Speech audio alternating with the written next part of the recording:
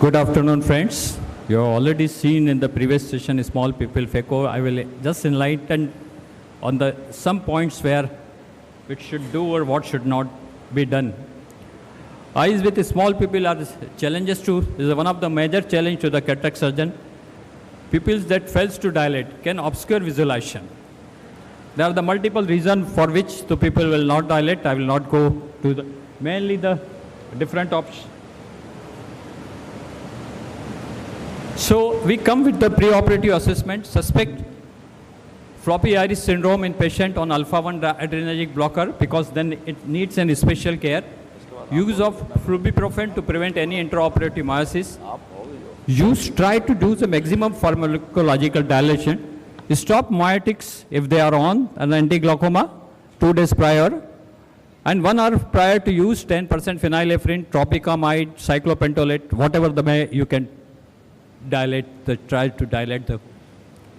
Use preservative-free lidocaine that enhances the effect of the dilator. Use intracameral preservative-free phenylephrine during surgery.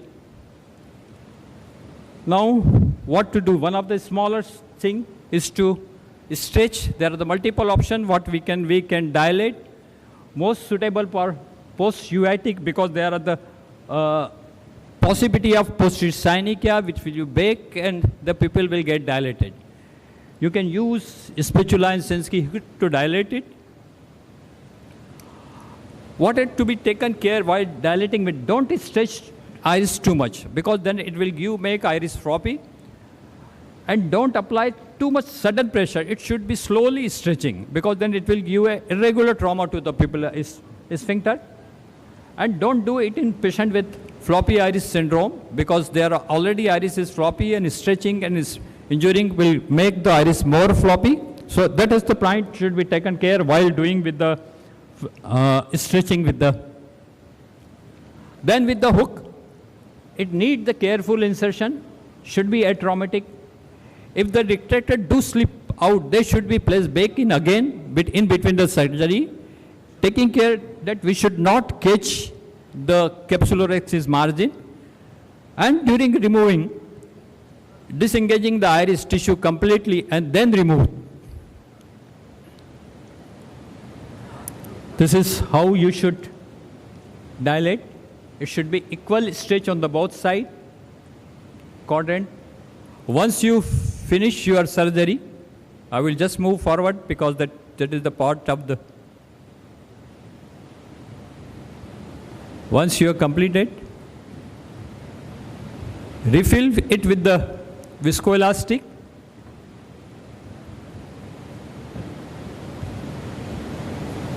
And remove it.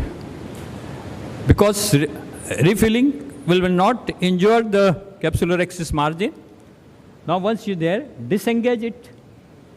Your viscoelastic is in slowly without jerky movement because sometimes it can traumatize your inner leaf of the.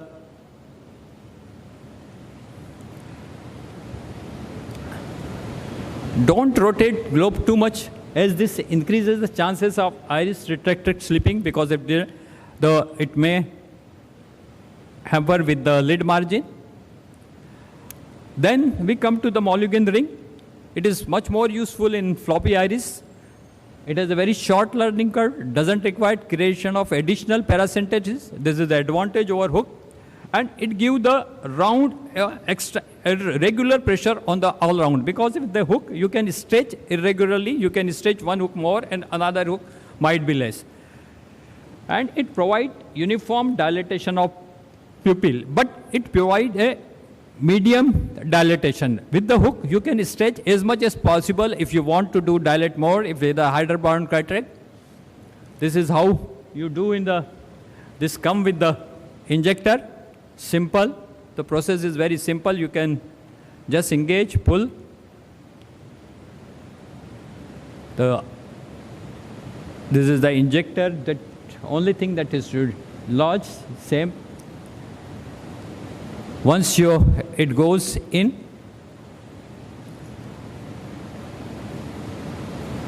you have to take care that your chamber is very well filled with the viscoelastic. Try engage first. This is the most important step, that if you engage the first notch, then slowly, slowly, don't try to do it fast, slowly try to engage on the both sides. Don't push too much. Slowly. If suppose one looks up, you can guide it with the, again refill with the scholastic. You can very well engage with the. Now you can perform your surgery very well with this mildly dilated and well covered pupil. Now we come to the withdrawal. Once you have put the intraocular lens, refill with the viscoelastic, disengage upper loop of the hook, the ring.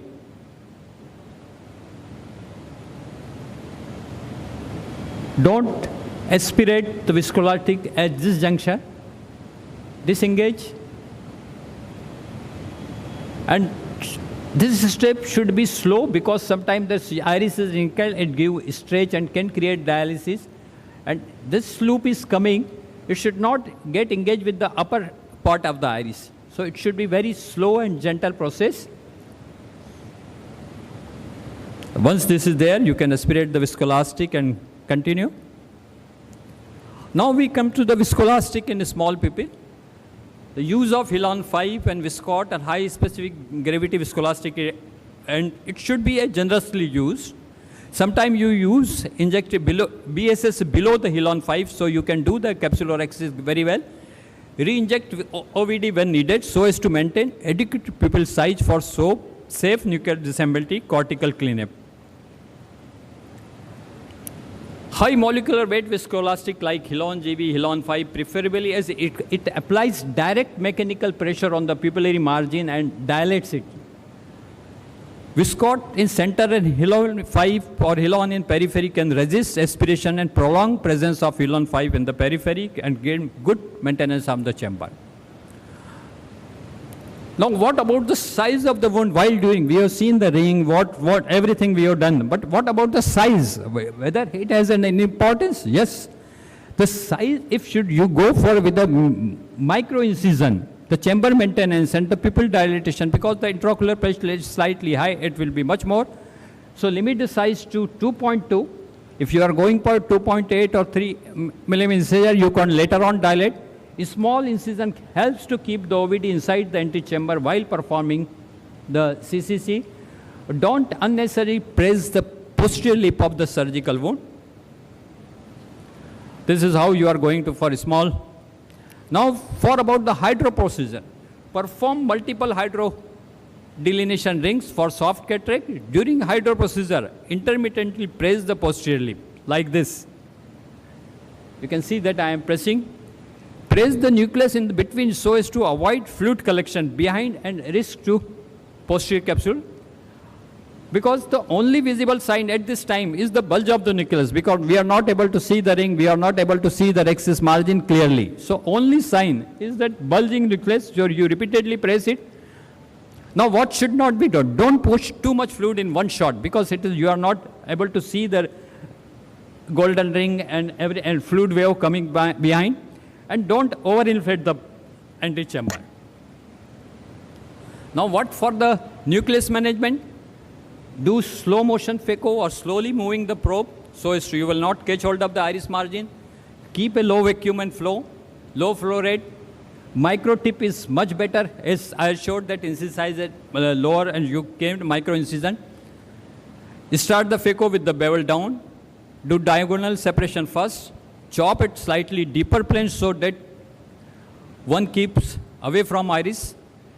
Pieces should be small one.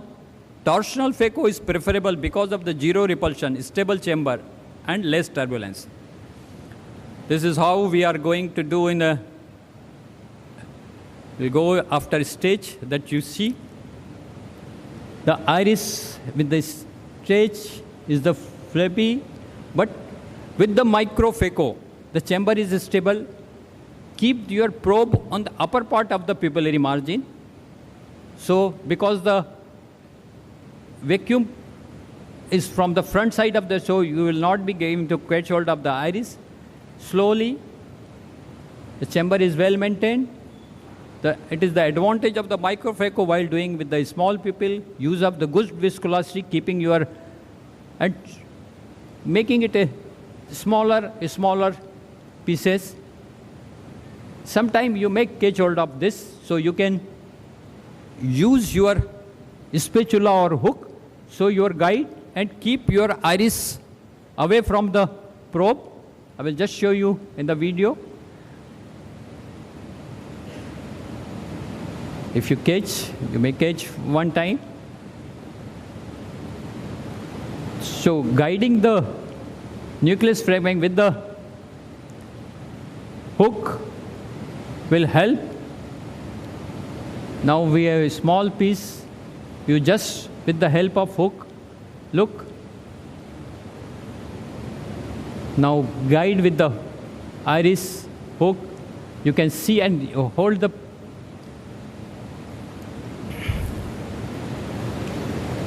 So don't move the instrument beyond capsular axis edge, otherwise there will be the risk of further meiosis.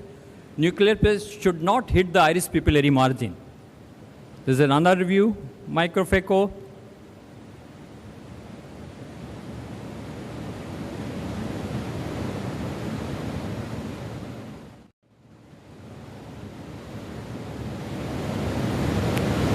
You can see that we can guide. If you are not use the endocapsular ring or Malyugin ring, you can, there are the option that if you can go with the microphaco,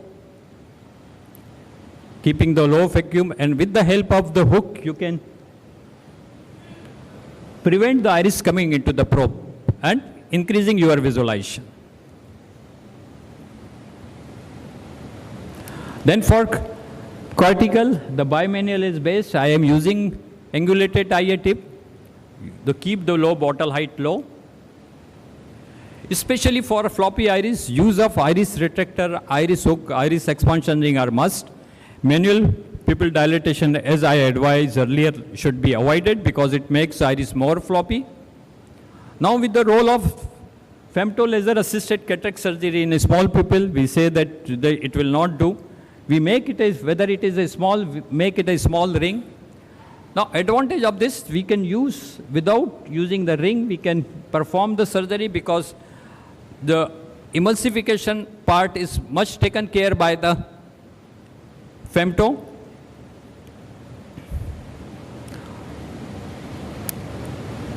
And if you need that, you can enlarge that capsular axis later on after putting the intraocular lens or so.